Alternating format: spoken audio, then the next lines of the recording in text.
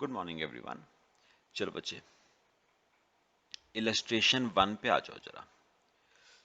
बेटा page number 8.120 पे आना। इलस्ट्रेशन 1 देखो क्या। Following was the balance sheet of ओमन company in which X, Y, and Z were partners sharing profits and losses in the ratio of 1:2:2 as on 31st March 16. Z died on 31st December 16. आपको balance sheet दे रखी है बेटा। Trade payables, bank loan, general reserve, X's capital, Y's capital, जेड्स capital. इसके अलावा goodwill दे रखी है, building, computer, inventory, receivable, cash at bank, investments.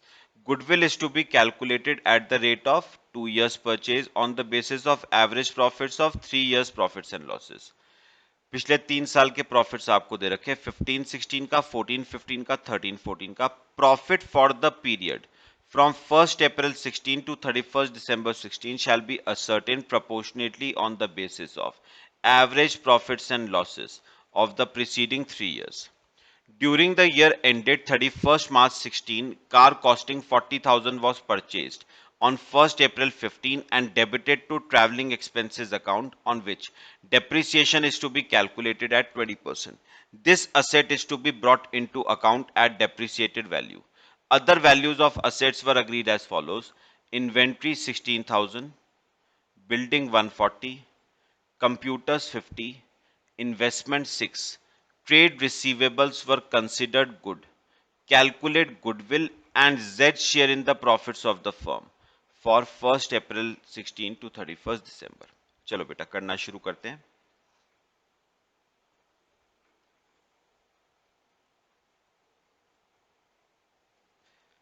बेटा क्या निकालना है आपको? सबसे पहले गुडविल।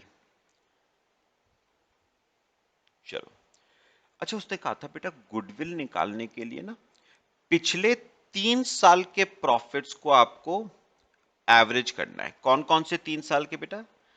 13-14 का प्रॉफिट है, 14-15 का और 15-16 का प्रॉफिट है।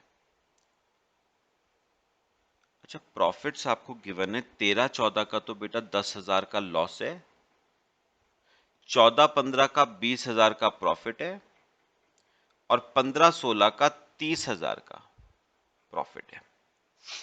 लिख लो बेटे।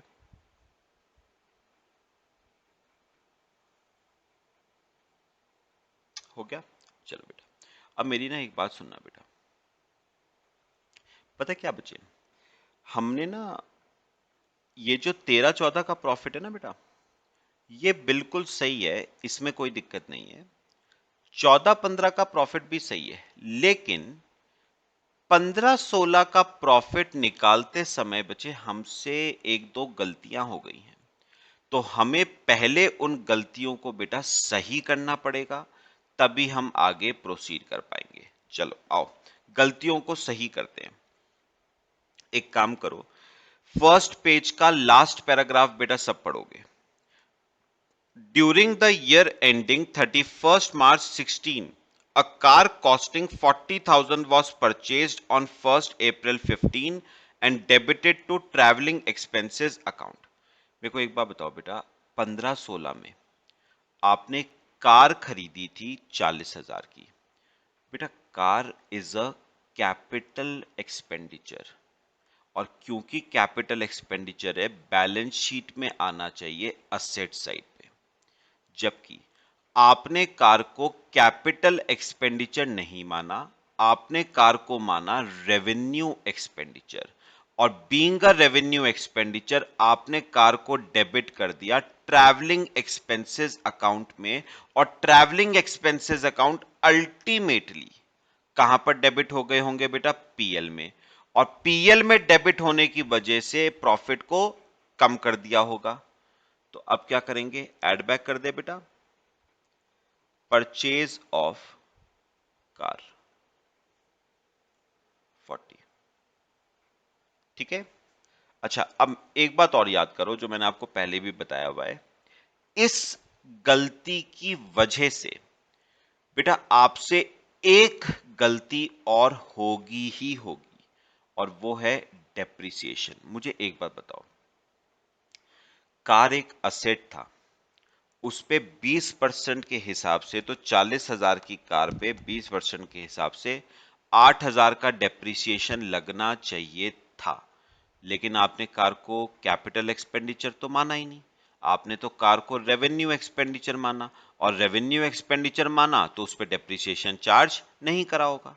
तो एक बार बताओ, इसका कंक्लूजन क्या आ गया? कार पे डेप्रिसिएशन लगना चाहिए था क्योंकि असेट थी, लेकिन आपने डेप्रिसिएशन लगाया नहीं। ठीक है, तो अब लगा देते हैं माइनस डेप्रिसिएशन। कितना बेटा? 40,000 की कार पे 20% यानी 8,000 का डेप्रिसिएशन। लो बेटा, कॉपी करो यहां तक। चलो, तो मुझे एक बार बताओ, 13/14 का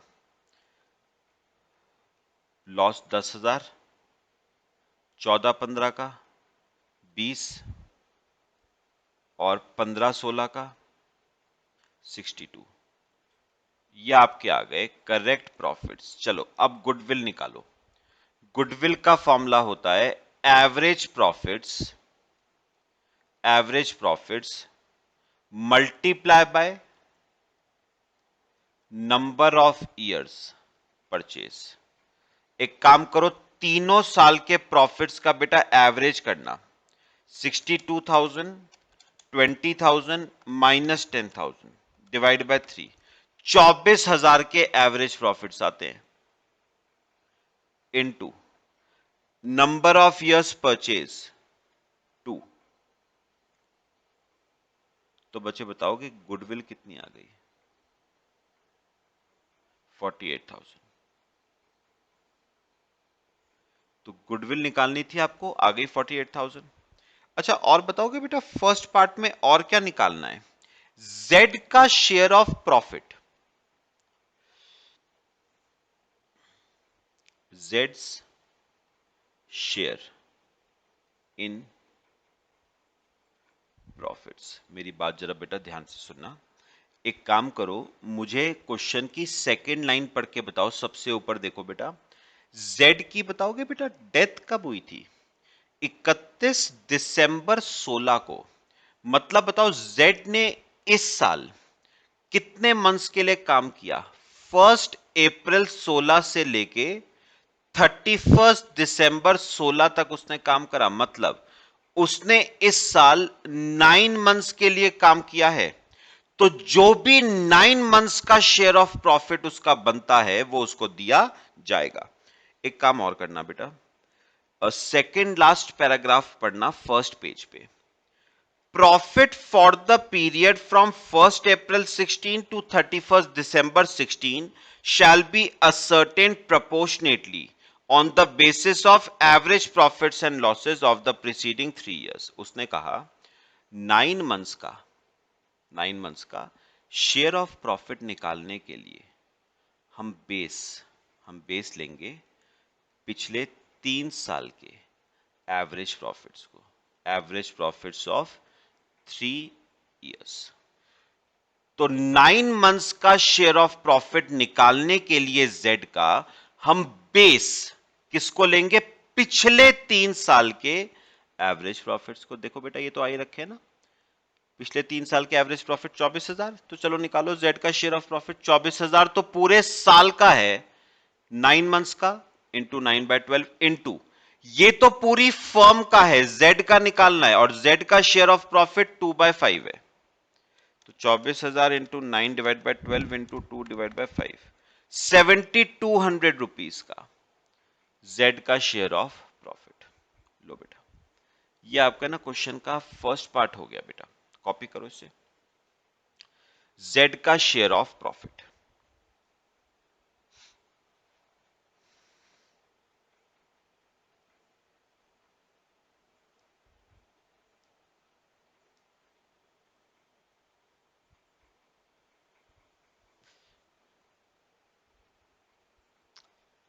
सब बताओ, क्वेश्चन का फर्स्ट पार्ट हो गया बेटा। सेकंड पार्ट क्या है? Prepare revaluation. चलो मेरे साथ साथ बेटा रिवैल्यूएशन बनाओ, बी पार्ट।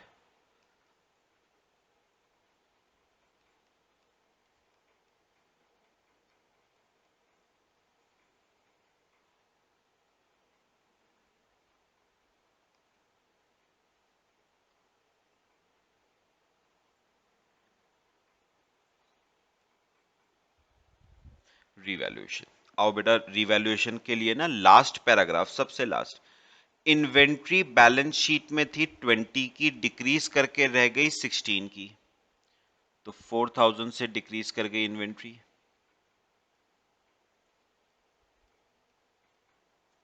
ठीक है,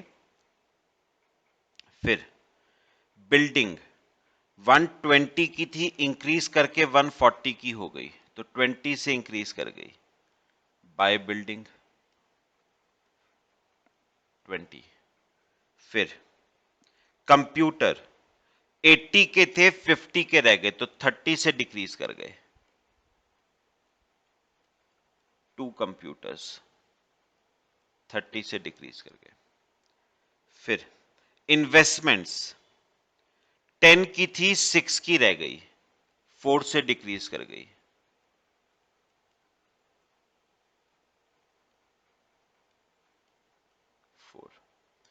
फिर trade receivables were considered good. हो गया बेटा। चलो प्रॉफिट और लॉस जरा निकाल लेते, क्या आ रहा है। 4000 प्लस 30,000 प्लस 4,000 माइनस 20। बेटा 18,000 का लॉस आ गया, किसमें बटेगा, ओल्ड पार्टनर्स में, इन ओल्ड रेशियो 1:2:2 में बांट देना बेटा 18,000 को। 3600, 7200, 7200, लो बेटा टोटल आ गया 38। ये आपके क्वेश्चन का सेकंड पार्ट हो गया, रिवैल्यूएशन।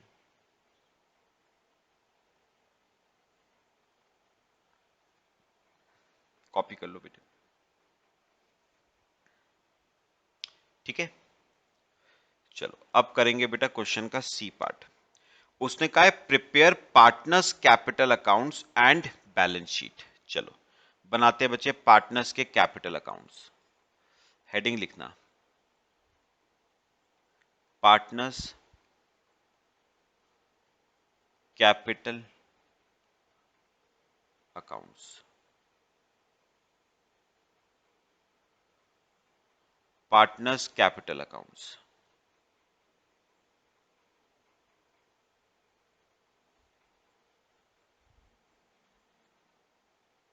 चलो तीन पार्टनर्स हैं, X Y Z, X Y Z.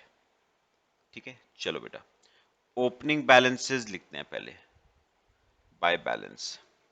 X का है 40 80 80, 40 80 80। ठीक है, चलो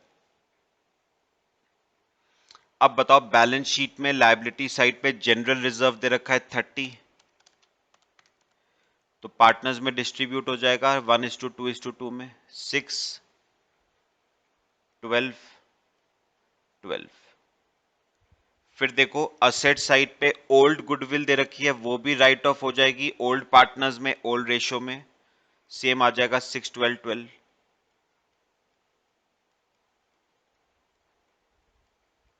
ठीक है, अच्छा रीवैल्यूएशन का लॉस आया था बेटा अब अभी कितना, 3600 7200 7200। अच्छा बच्चे जेड का शेयर ऑफ प्रॉफिट आया था, हमने निकाला था, देखो कितना जेड का शेयर ऑफ प्रॉफिट बेटा 7200 का। मुझे एंट्री बताना बेटा, कल बनाई थी हमने। मुझे बताओगे फर्म फर्म जेड को शेयर ऑफ प्रॉफिट दे रही है, तो फर्म के लिए ये शेयर ऑफ प्रॉफिट बेटा एक्सपेंस है, being an expense PL suspense account debit होता है और जेड का कैपिटल अकाउंट क्रेडिट होता है, तो बाय पीएल सस्पेंस अकाउंट, और जेड का कैपिटल अकाउंट क्रेडिट होगा 7200।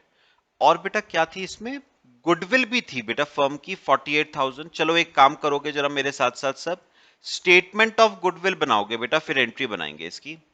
बनाओ जरा मेरे साथ साथ statement of goodwill, working note.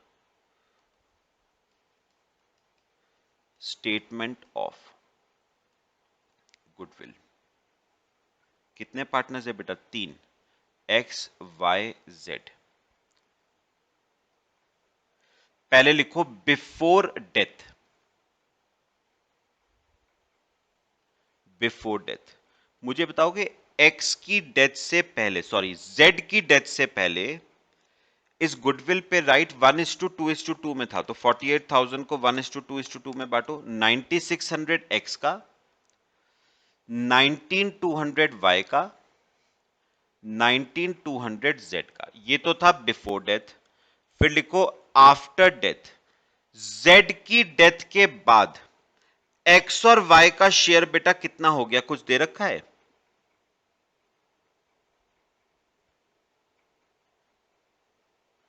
मेरे ख्याल से बच्चे दे नहीं रखा है, तो मुझे बताओ।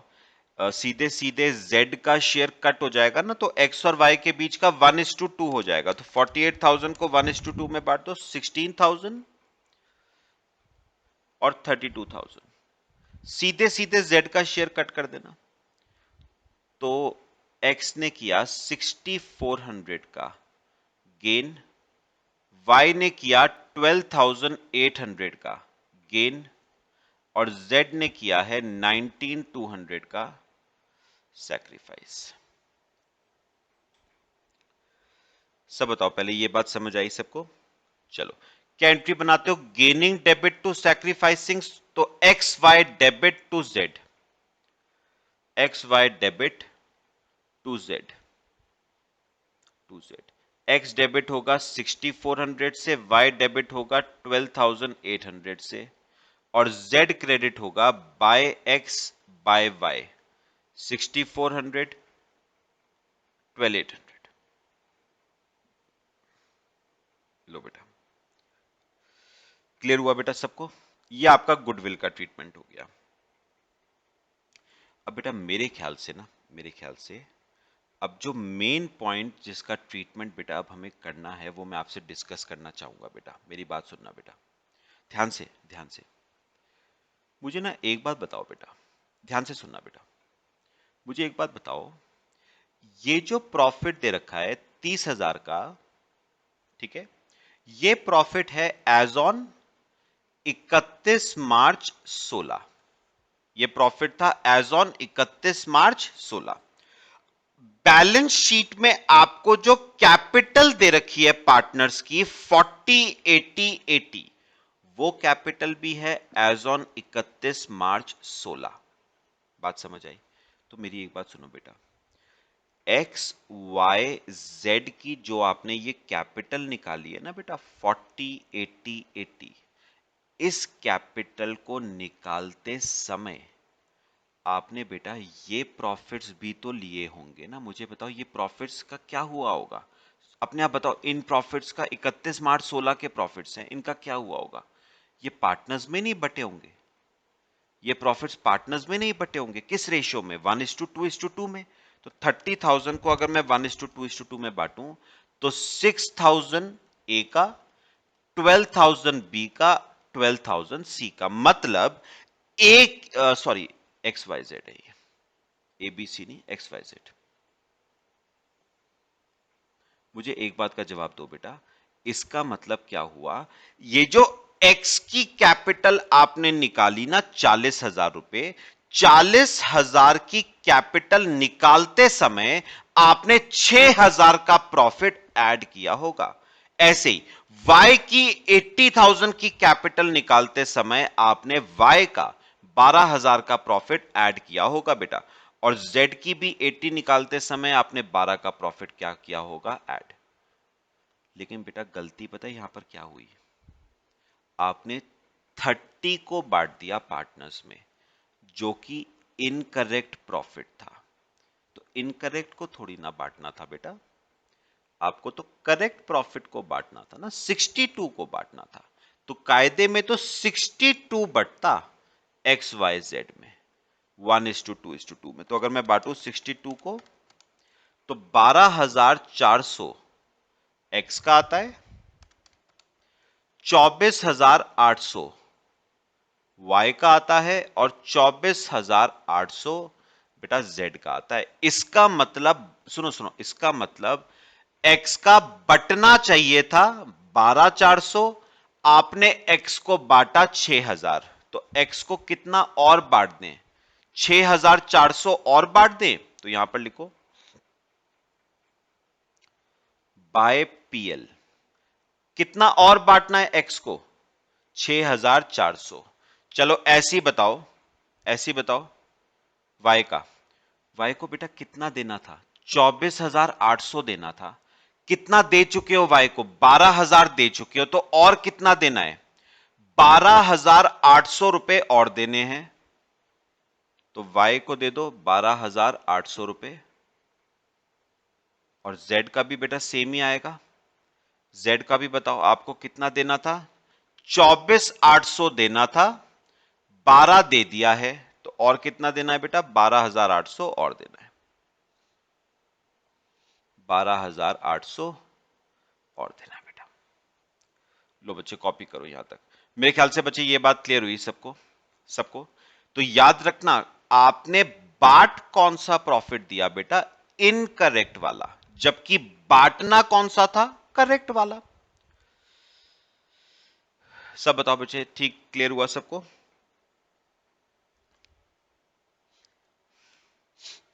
हो गया मेरे ख्याल से, करो जरा।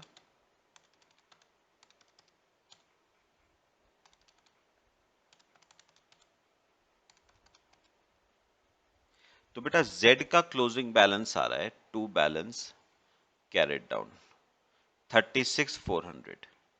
Y का देखना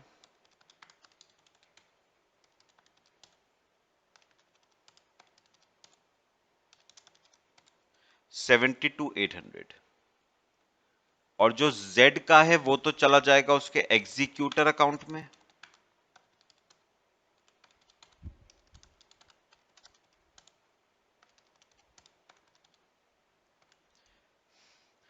1,12,000 ये चला जाएगा Z के एग्जीक्यूटर्स अकाउंट में, टू जेड्स एग्जीक्यूटर। लो बेटे, ये आपका बन गए पार्टनर्स के कैपिटल अकाउंट्स। मेरे ख्याल से बेटा पूरा क्वेश्चन क्लियर हुआ सबको। लो बेटा कॉपी करो इसे, फिर आगे चलते हैं।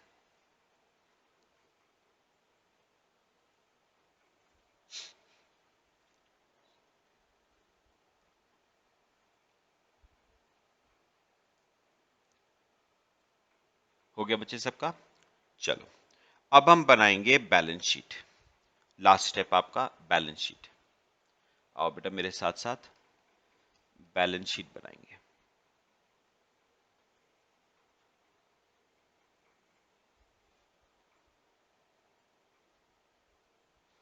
बैलेंस शीट,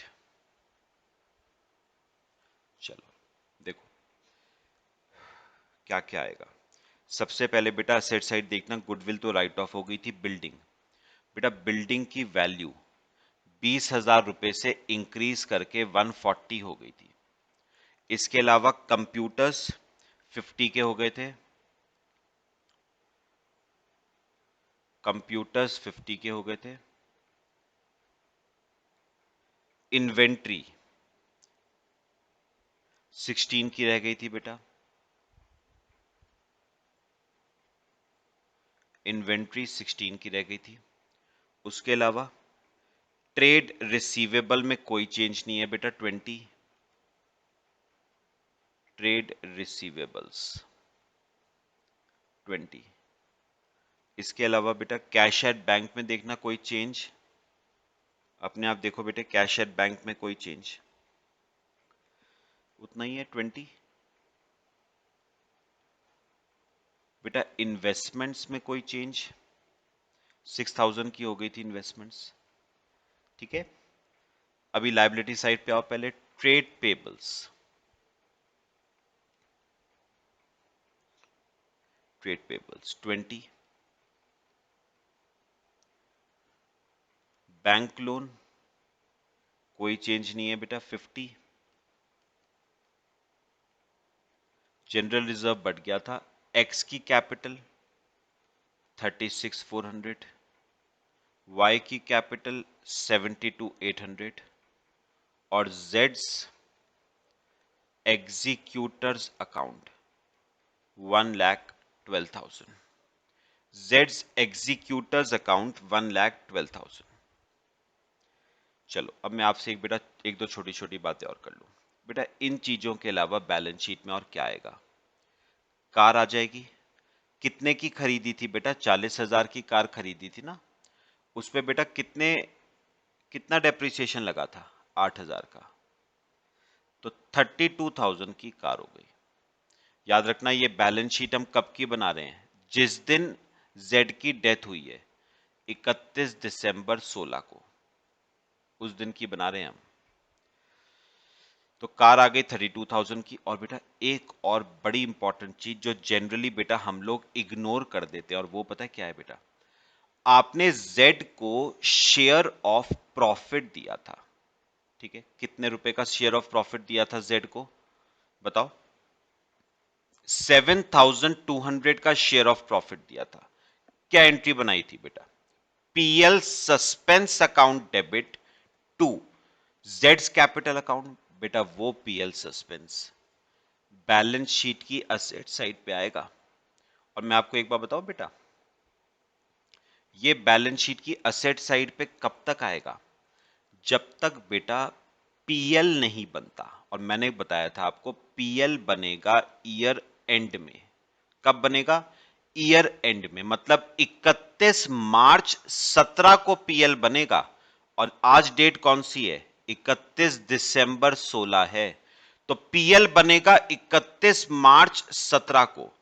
तब ये पीएल सस्पेंस यहां से उठेगा और ट्रांसफर हो जाएगा प्रॉफिट एंड लॉस अकाउंट में, डेबिट साइड पे।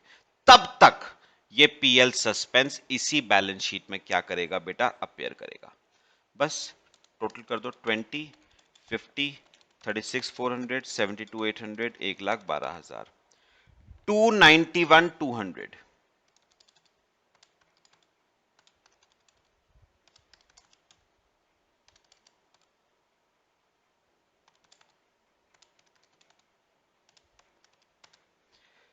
तो बेटा आपका टोटल आ जाएगा 291,200।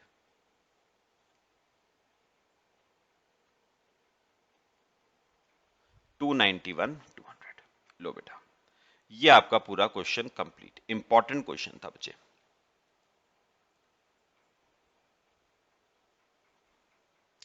क्लियर हुआ बेटा क्वेश्चन सबको? कॉपी कर लो।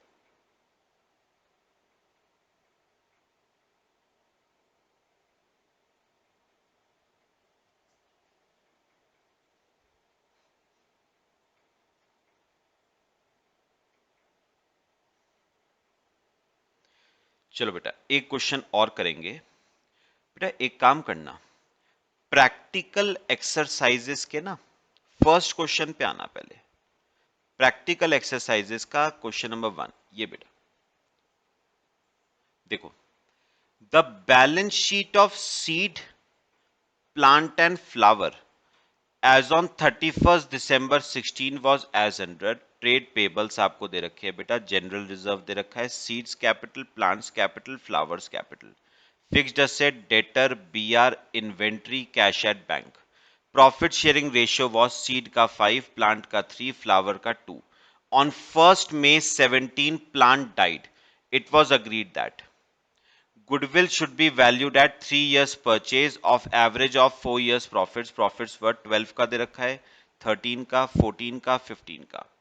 Deceased partner to be given share of profits up to the date of death on the basis of previous year, profits of previous year. Fixed assets were to be depreciated by 10%. A bill of 1,000 was found to be worthless. These are not to affect goodwill. Sum of 7,750 was to be paid immediately. Balance was to remain as loan with firm at 9% per annum interest. Seed and flower agreed to share profits and losses in future in the ratio of 3:2. Give necessary journal entries. चलो बेटा heading लिखो, journal entries बनाएंगे। छोटा सा question है बेटा, heading लिखना, journal entries.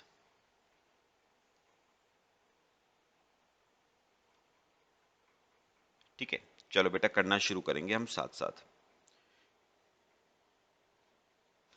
चलो बेटा एक काम करो, सीरियल ऑर्डर में चलते हैं। सबसे पहले बैलेंस शीट में बताओ मुझे, जनरल रिजर्व दे रखा है बेटा, क्या होगा इस जनरल रिजर्व का? पार्टनर्स में डिस्ट्रीब्यूट हो जाएगा इन ओल्ड रेशियो। तो general reserve debit to seed, plant and flower. अच्छा, कितने रुपए का जनरल रिजर्व था? 5000 का। बेटा किस रेशियो में बटेगा? 5:3:2 में। 2500, 1500, 1000। Narration being general reserve distributed among old partners in old ratio। चलो ये हो गया बेटा पहला। अब सेकंड, अब नीचे ए पॉइंट पढ़ो, गुडविल है बेटा। चलो वर्किंग नोट बनाओ, स्टेटमेंट ऑफ गुडविल। पहले गुडविल निकालना, फिर स्टेटमेंट ऑफ गुडविल बनाएंगे। Calculation of goodwill. गुडविल का फॉर्मूला हो जाएगा average profits into number of years purchase.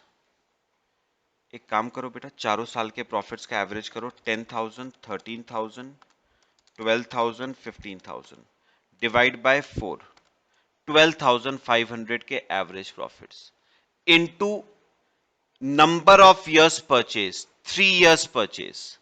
तो गुडविल आ गई बेटा 37,500 की। गुडविल आपकी आ गई 37,500। चलो अब बनाओ स्टेटमेंट ऑफ गुडविल। हेडिंग सब लिखना बेटा, स्टेटमेंट ऑफ गुडविल।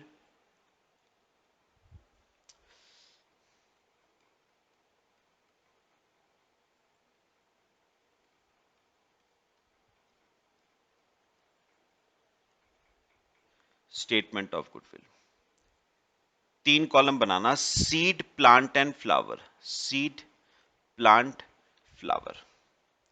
यहां पर लिखना बेटा बिफोर डेथ। मुझे बताओ कि किसकी डेथ हुई थी बेटे? प्लांट की डेथ हुई थी बेटा। प्लांट की डेथ से पहले इस 37,500 की गुडविल पे राइट, तीनों का था 18,750 सीड का, 11,250 प्लांट का,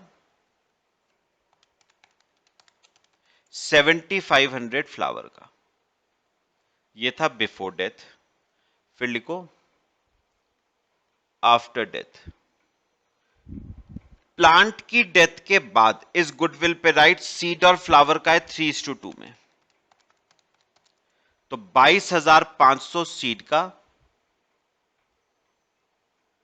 और 15,000 फ्लावर का। तो सीड ने बेटा कितने का गेन किया? 18,750 माइनस 22,500, 3,750 का गेन। प्लांट 11,250 का सैक्रिफाइस और फ्लावर 7,500 का गेन। तो बेटा एंट्री क्या बनाते हो? Gaining partners debit to sacrificing partners. तो एंट्री लिखो seed debit, flower debit to plant. लिखो बेटे seed debit, flower debit to plant. Seed debit,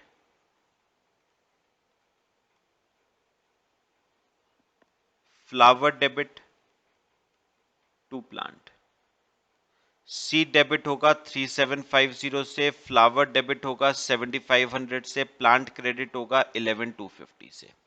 narration being goodwill adjusted among partners, being goodwill adjusted among partners. ठीक है बेटे, चलो ये हो गया हमारा गुडविल। अब बेटा ट्रीटमेंट कर लेते हैं रीवैल्यूएशन का, पढ़ना जरा, या पहले एक काम करें बी पॉइंट पढ़ लेते हैं। Deceased partner to be given share of profits up to the date of death on basis of profits of previous year. चलो बेटा प्लांट का शेयर ऑफ प्रॉफिट निकालते हैं।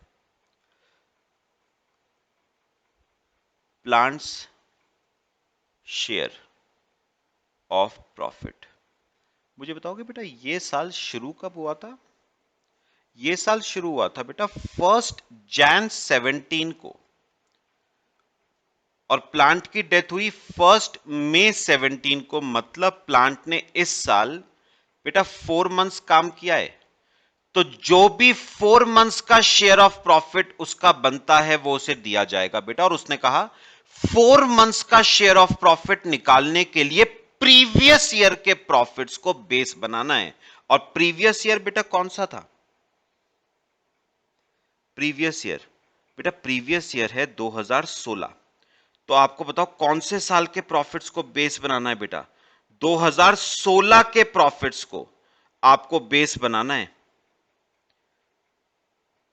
ठीक है, कौन से प्रॉफिट्स को? 2016 के प्रॉफिट्स को। बेटा कायदे में ना मैं एक छोटी सी बात आपको बता दूं, ये ना जो प्रॉफिट्स दे रखे ना 12, 13, 14, 15, ये कायदे में ना मिसप्रिंट है।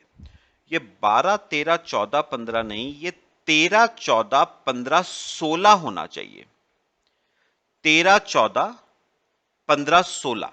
तो ये चेंज कर लेना, जो प्रॉफिट्स है ना वो 12, 13, 14, 15 नहीं, 13, 14, 15, 16 होना चाहिए। और बेस 16 के प्रॉफिट को लेना है 15,000 को, इनटू पूरे साल का है ना ये। तो 4 मंथ्स का निकालो, कितना आ गया? 5,000 इंटू प्लांट का शेयर कितना है? 3/10।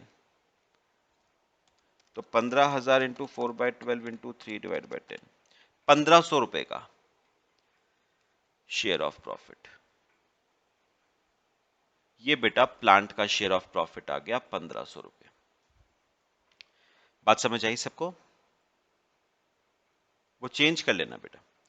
अच्छा, शेयर ऑफ प्रॉफिट की बेटा एंट्री क्या करते हो?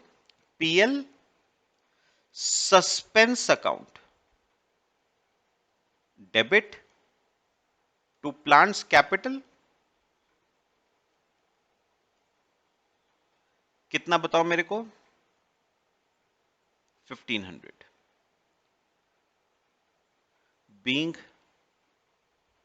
Being share of profit credited to plant.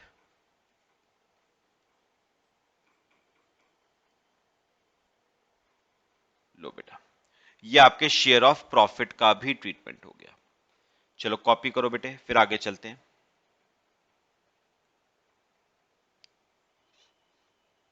चलें आगे। अच्छा, शेयर ऑफ प्रॉफिट भी हो गया बेटा। अब आ जाओ डी पॉइंट पे, अब रिवैल्यूएशन पे आ जाओ। सी पॉइंट क्वेश्चन का, fixed assets were to be depreciated by 10%। बेटा मुझे देख के बताना, मुझे देख के बताना, बैलेंस शीट में बेटा फिक्स्ड असेट्स कितने के दे रखे हैं? देखो बेटा, बैलेंस शीट में फिक्स्ड असेट्स हैं 40,000 के। तो 40,000 पे 10%, 4,000 से डिक्रीज कर गए, बिजनेस का लॉस। तो रीवैल्यूएशन डेबिट होगा टू फिक्स्ड असेट्स 4,000। अच्छा और क्या है? A bill for 1,000 was found to be worthless. देखो बेटा, बिल रिसीवेबल दे रखे हैं 4,000 के, 4,000 में से 1,000 का बिल बेकार का है बेटा, तो असेट को डिक्रीज कर देंगे, फिर से loss, revaluation debit to B R 1,000 रुपए। तो बताओगे रीवैल्यूएशन कितने से डेबिट होगा? 5,000 से। नरेशन लिखो, बीइंग असेट्स रीवैल्यूड। बस हो गया रीवैल्यूएशन। अब बताओ मेरे को बेटा, जो रीवैल्यूएशन का लॉस आ रहा है वो किस में बटेगा? ओल्ड पार्टनर्स में, ओल्ड रेशियो में बांटो। Seed debit, plant debit, flower debit to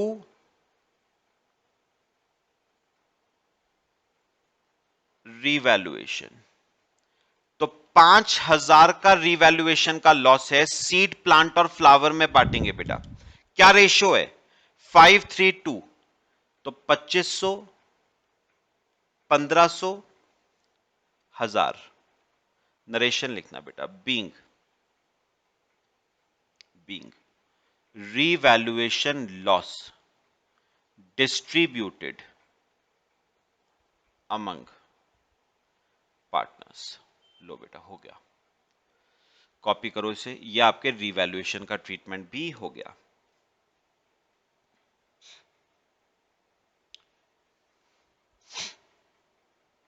हो गया बेटा सबका?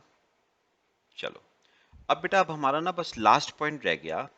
A sum of 7750 was to be paid immediately। पहले आप एक काम करो, पहले मुझे ना प्लांट के कैपिटल में क्या बैलेंस बचेगा वो निकाल के बताओ। प्लांट का ओपनिंग बैलेंस था 15,000। करना शुरू करो बेटा। प्लांट का ओपनिंग बैलेंस था 15,000। फिर देखो, 1500 का जनरल रिजर्व, 11,250 की गुडविल, 1500 का शेयर ऑफ प्रॉफिट, और 1500 रुपए का share of loss, revaluation loss, minus 1500। तो 27750 बच रहा है प्लांट के कैपिटल अकाउंट में। वो ट्रांसफर करो उसके एग्जीक्यूटर में। तो करना plants capital account debit to plants executor account. कितना? 27750। नरेशन लिखो, being amount due to plant credited to his executor, credited to his executor's account। चलो, अब हम एग्जीक्यूटर को पे ऑफ करेंगे। अब एग्जीक्यूटर को पे ऑफ करेंगे। Plants executors account debit. कितना देना था बेटा प्लांट के एग्जीक्यूटर को? 27750 देना था। 2 कैश। बेटा दिया कितना कैश बताओ? 7750 दिया ना, तो 2 कैश 7750 और 2 बाकी ट्रांसफर हो जाएगा उसके एग्जीक्यूटर के लोन अकाउंट में। 2 एग्जीक्यूटर्स लोन अकाउंट, जिस पे रेट ऑफ इंटरेस्ट उसने कहा था 9% है। तो 20,000 रुपए ट्रांसफर हो जाएगा उसके loan account. Narration, being amount paid to executor and balance transferred to executors loan account. Balance transfer to his loan account. सब बताओ बच्चे, क्लियर हुआ पूरा क्वेश्चन? लो बेटा कॉपी कर लो इसे। क्वेश्चन हमारा कंप्लीट हो गया। बाकी बच्चे नेक्स्ट क्लास में डिस्कस करेंगे। कॉपी कर लो इसे।